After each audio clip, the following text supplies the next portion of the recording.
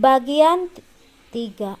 Ketika istri sah bertemu pelakor, aku memungut martabak yang tadi sempat terjatuh lalu melangkah kembali ke bawah, menuruni anak tangga dengan perasaan gamang. Aku yakin bahwa apa yang kulihat benar adanya, bukan sebuah ilusi. Namun aku tidak ingin bertindak gegabah. Melihatku kembali, Bi Intan langsung menghampiriku dengan tatapan sedih. Namun aku tetap memaksa tersenyum dan berniat duduk di meja makan. Perlahan aku menarik kursi dari bawah meja. Suara decitannya begitu memilukan bersama hati yang kini terasa luka, tetapi tidak berdarah. Berusaha untuk tetap tegar menerima segala yang terjadi. Aku yakin perempuan yang saat ini sedang bersama Mas Angga di kamar ada hubungan spesial. Jika tidak, mana mungkin sampai berani duduk di pangkuan Mas Angga. Aku mengusap wajah dengan kasar, bertanya-tanya pada diri sendiri apa salahku hingga dengan teganya Mas Angga bermain gila di belakangku. Bahkan dengan beraninya mengajak perempuan itu masuk ke dalam kamar kami. Saat tengah berperang dengan pikiranku sendiri, Mas Angga datang. Ia begitu nampak terkejut melihatku yang kini tengah duduk di meja makan dengan sekotak martabak kesukaannya. Lydia, sejak kapan kamu datang? Gugup sekali Mas Angga bertanya. Aku tersenyum berusaha seolah tidak tahu apa-apa. Sejak setengah jam yang lalu, jawabku santai sengaja memancing reaksinya. Setengah jam yang lalu, tanyanya dengan ekspresi tak percaya dan cemas. Kok Mas gak dengar suara mobil kamu? Mas Angga semakin terbata. Ya iyalah Mas, kamu gak dengar, orang kamu lagi asik dengan perempuanmu. Tentu saja itu hanya kuucapkan dalam hati. Melihat tingkahnya begitu aku pun tertawa. Aku yakin saat ini Mas Angga pasti sedang ketakutan. Enggak lah Mas, orang aku baru datang kok. Ucapku lalu menyunggingkan senyum, berpura-pura tidak tahu apa-apa. Mas Angga yang tadi nampak panik kini berubah menjadi salah tingkah. Emangnya Mas lagi ngapain sih kok sampai gak dengar suara mobilku? Tanyaku lagi, sengaja membuatnya terpojok. Itu Mas tadi. Kelihatan Mas Angga terpotong saat seseorang datang memanggilnya. Mas, panggil seseorang sembari menuruni anak tangga.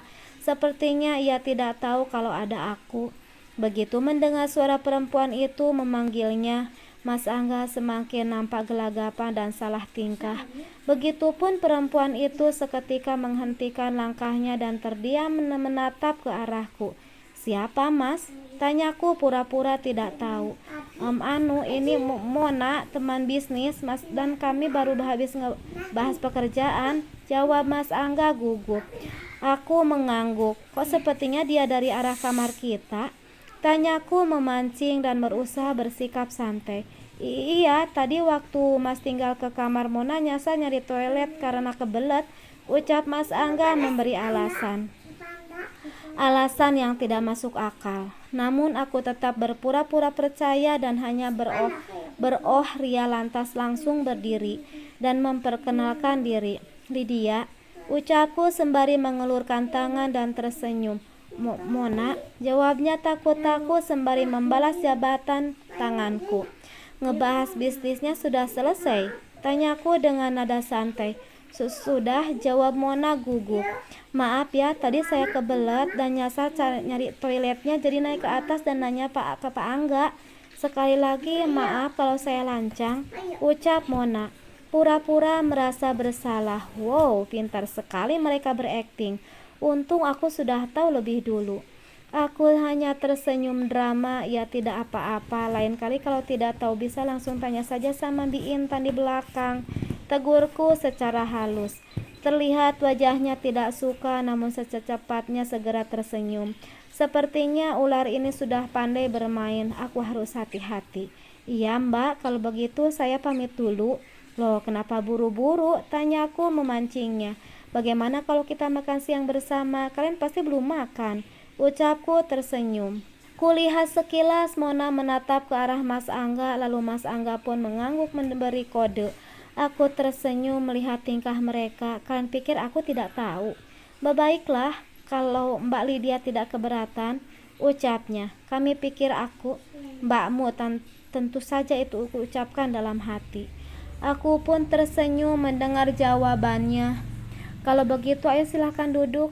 Mona pun duduk di kursi yang berhadapan langsung dengan Mas Angga, sementara aku duduk di sebelah Mas Angga. Bi, panggilku pada Bi Intan. Iya Bu. Bi Intan segera datang dengan langkah tergopoh-gopoh. Ada apa Bu? Tolong siapkan makan siangnya ya, ucapku memberi perintah. Bi Intan menatap ke Mona dan Mas Angga lalu beralih menatapku. Mungkin tidak percaya dengan apa yang saat ini kulakukan. Menjamu seseorang yang saat ini menjadi ancaman bagi rumah tangga kami. Bi, kenapa masih di situ? Tanyaku membuyarkan lamunan Bi Intan. Iya Bu, maaf, ucap Bi Intan tak enak. Lalu segera kembali ke dapur. Kulihat Mas Angga nampak begitu kikuk, namun aku pura-pura tidak tahu dan cuek saja. Sementara perempuan bernama Mona tersebut nampak canggung sembari bijum menghidangkan makanannya. Aku sengaja memancing mereka dengan pertanyaan demi pertanyaan. Oh iya, sudah lama menjalin hubungan bisnis sama Mas Angga suamiku? Tanyaku sembari menekankan kalimat suamiku. Baru 6 bulan Mbak, jawab Mona terlihat canggung. Angguk manggut-manggut menanggapi pertanyaannya. Gimana menurutmu cara suami saya berbisnis? Tanyaku lagi. Mona kembali menatap Mas Angga. Pak Angga orangnya sangat pintar berbisnis. Setiap bisnis yang ia jalani pasti sukses, jawab Mona. Kulihat Mas Angga pun tersenyum tipis mendengar pujian dari Mona. Oh begitu ya. Tidak lama kemudian Bi Intan datang dengan membawa hidangan makan siangnya. Terima kasih Bi, ucapku. Bi Intan nampak mengangguk. Aku merapikan hidangannya dan menyuruh mereka untuk makan. Ayo dimakan, ucapku sembari melempar senyum. Oh iya, Mas tadi begitu mendengar kamu sakit, aku langsung beli martabak kesukaan kamu. Tanganku langsung terulur ingin menyuapkannya ke Mas Angga. Mas Angga nampak canggung, mungkin tidak enak karena ada Mona. Sementara Mona terlihat mencebik. Aku sengaja belum mengambilkan Mas Angga nasi dan menyuruh Mona terlebih dulu. Tangannya terlihat ingin meraih piring di depan Mas Angga. Mona, biar aku saja, cegahku menghentikan niatnya. Mona jadi nampak salah tingkah. Iya maaf, ucapnya merasa tak enak.